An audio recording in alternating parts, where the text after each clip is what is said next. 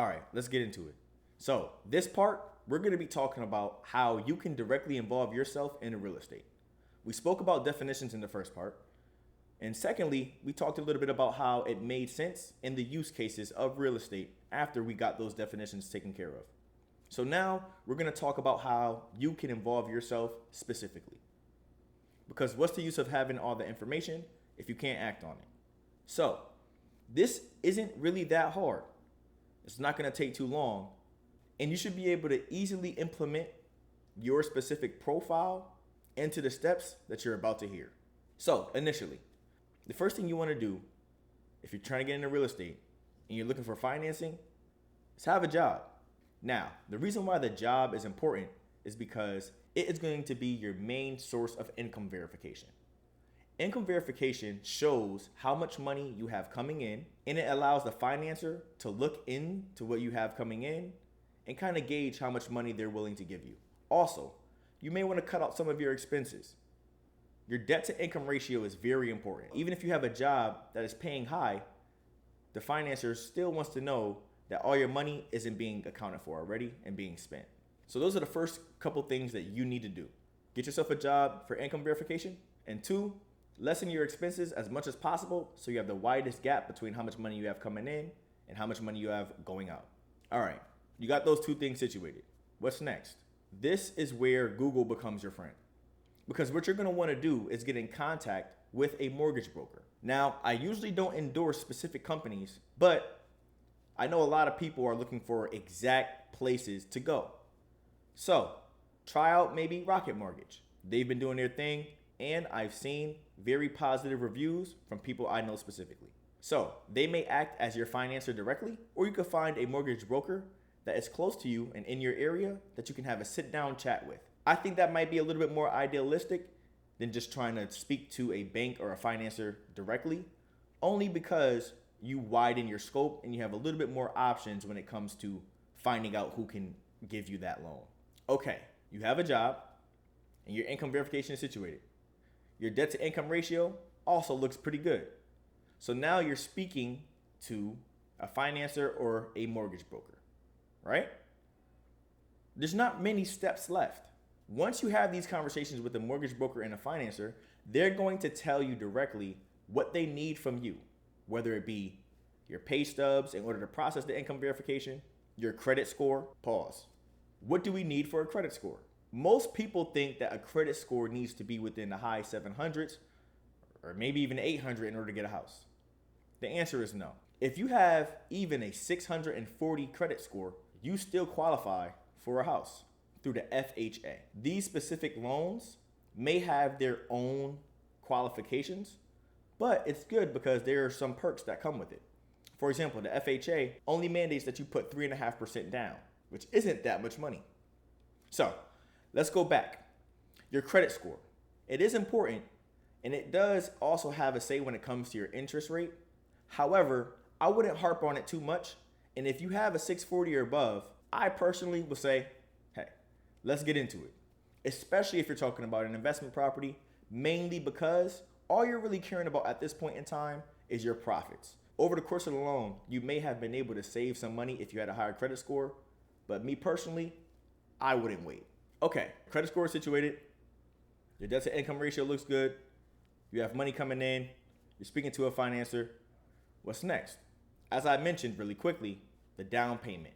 The down payment may be 3.5% down if you're using the FHA, but it will vary.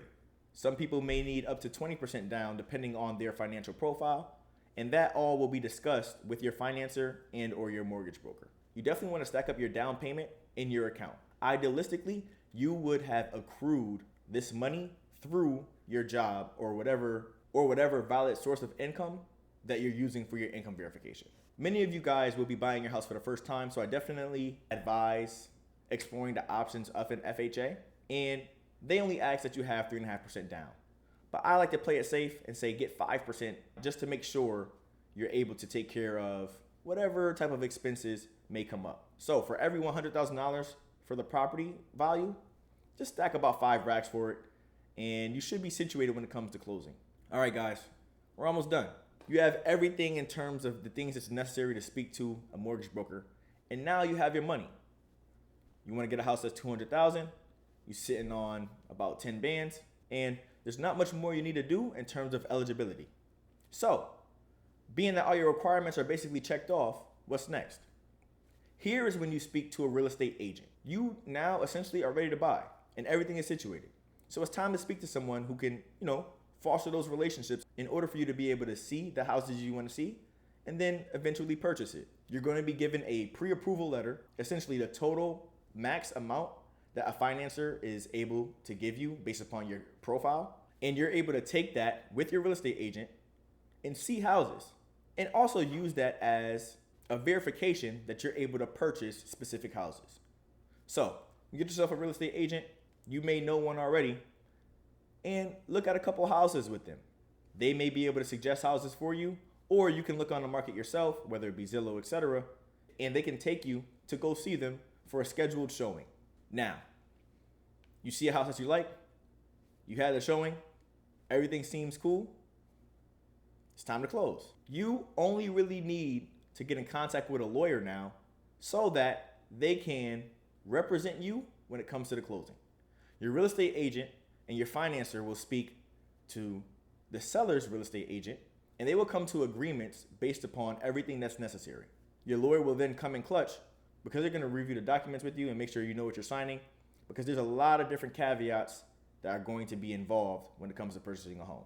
Now, I didn't mention things like inspections, etc., because that advice is going to be taken care of by your real estate agent, and it's a case-by-case scenario. Depending on the house that you're trying to get, how in demand it is, and other qualifying factors, you may need to spend a little bit more time on one specific section or speed past other certain things. And your real estate agent is going to be the person that's going to advise you in doing what you need to be doing in terms of closing that deal. So you spoke to the seller, your lawyer's at the table, it's time to close, and you're signing documents. You just purchased your first house, and it's not really that hard. As soon as you check those boxes, things start to get easier. You just need to make sure that those first few things are situated so that everything else can fall right into place. Now that you have your first property, you can either live in it yourself and build wealth by transferring your cash into equity in your home and having the property value appreciate over time, or you can rent it out because it is yours. Now, if you're renting out your property, there is another step for you. And that's probably either getting in contact with a real estate agent that can represent your property in terms of renting, or listing it on websites such as Zillow, apartments.com, etc., so that people who are interested in potentially living in your establishment know that it is listed. Now, it's totally up to you to find out how strict you want to be in terms of the incoming tenant's credit profile, income verification, etc. But that might be a little bit of a different conversation. Just know that you do have the ability to list the apartment within a range based upon the surrounding areas in order to make sure that your mortgage and your profit is being taken care of. If you guys have any questions, let me know, comment below. There has been some questions coming in through the DM and the comments, and the next part will be dedicated to me answering those specifically. So let me know if there's anything you'll need. And until next time, I hope this was insightful. Peace.